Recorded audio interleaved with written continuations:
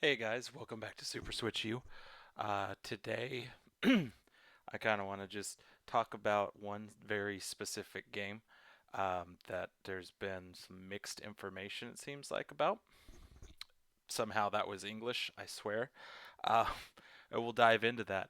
Um, so, also want to point out that at the time of recording this, we are basically 2 weeks to the launch of Switch 2. It's 8:07 Central Time.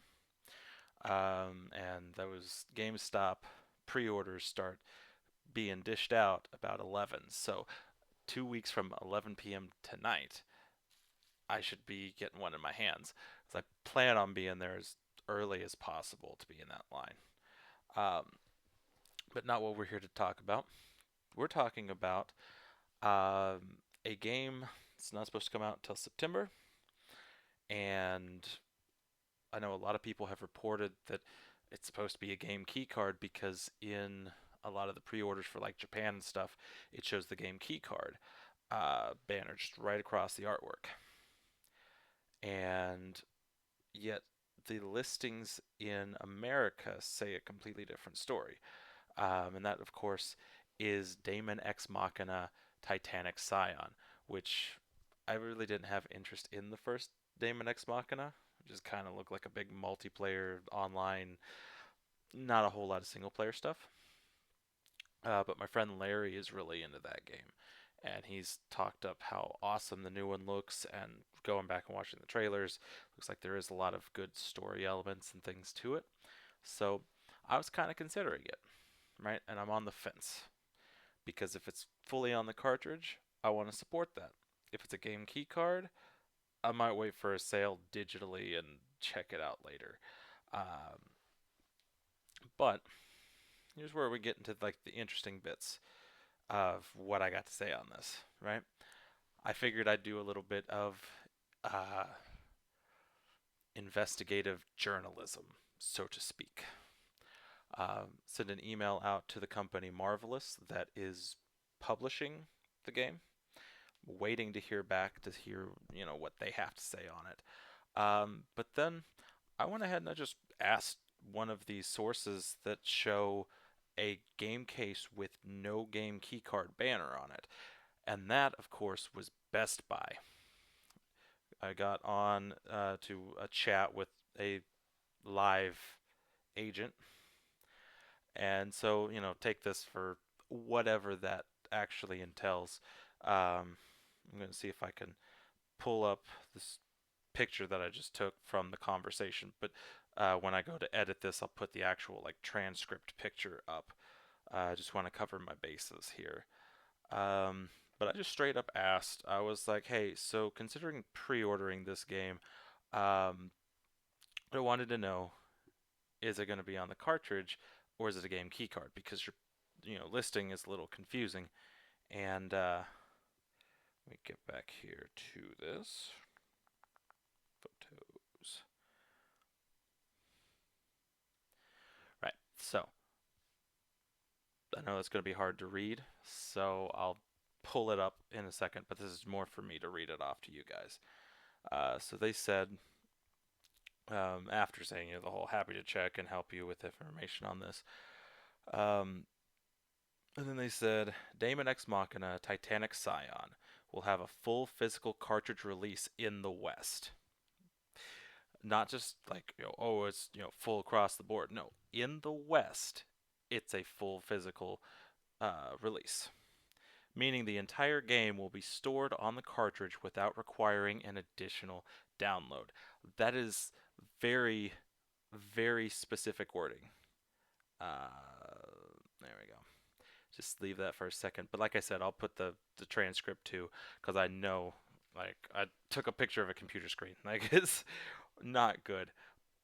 But that's what Best Buy has to say on it. So it's a little bit more up in the air at this point because the retailers are showing it. GameStop, Target, Walmart, Best Buy all have this case, no game keycard banner across the bottom. And the only thing that we know is that in Japan, it's listed as a game keycard. but they were specific enough to say in the West, it's a full physical cartridge. So, like, it's not the most generic, vague, like, oh, yeah, yeah, it's not a game key card. The picture doesn't show it. No, like, had an answer for it. So, at this time, I'm going to start leaning towards, like, maybe we got one more full physical cartridge release on the horizon. And when I hear back from Marvelous, I will do another update video and let you guys know if they told me anything specific, or if they're just going to be like, oh, we can't talk about this, it's too far out, that's in September, blah, blah, blah. So we'll see. But I just wanted to kind of share that with you guys because it's exciting that there could be another one on the way, especially since I listened to RGT85 talking today. Nothing against the guy. He has his opinions, and that's fine. It's just he was kind of going off about the official statement that Nintendo was uh, in the foreseeable future going to continue supporting physical media and full physical games. And he was being like way too skeptical on it, I feel like. Just because Nintendo Switch Welcome Tour is a digital title, which of course that's a digital title. I'd be like if they put the Kirby buffet game as a full physical release, or the King Dedede's drum beat from 3DS as a full physical release. Like, it's not big enough to be a full release. And then he also went on to try to say, Dragon Drive might not be a full release because it would have been a $30 or $40 game, and they're not going to put that on the cartridge. And it's like, you don't know. You don't know what they have planned for that game. They've showed us just a little bitty piece of it. And it could turn out to be like ARMS or Splatoon, that both, when they released, they look like they could have just been digital only, online specific games, like just these little tiny experiences. They turned out not to be. And that could be the case with Dragon Drive. Like, there could be a whole arcade something, you know? I feel like they're hiding some details there. Not like with the Mario Kart Direct, because that was disappointing. No, I feel like Dragon Drive, however you want to say it, um, that could turn out to be something better. I just it got my brain, and I'm like, man, you're being skeptical for like no reason. Nintendo hasn't given a lot of reasons to think that you can't trust what they're saying, and that for, the immediate future just means like only what they showed at the direct uh like a month ago. It's like, no, no, they'll do it for as long as there's support for it and there's a market for it. They're gonna It would be stupid not to. You would lose a lot of sales to people who would either just only buy physical, or who's going to go into the store just to buy a game and take it home and play it.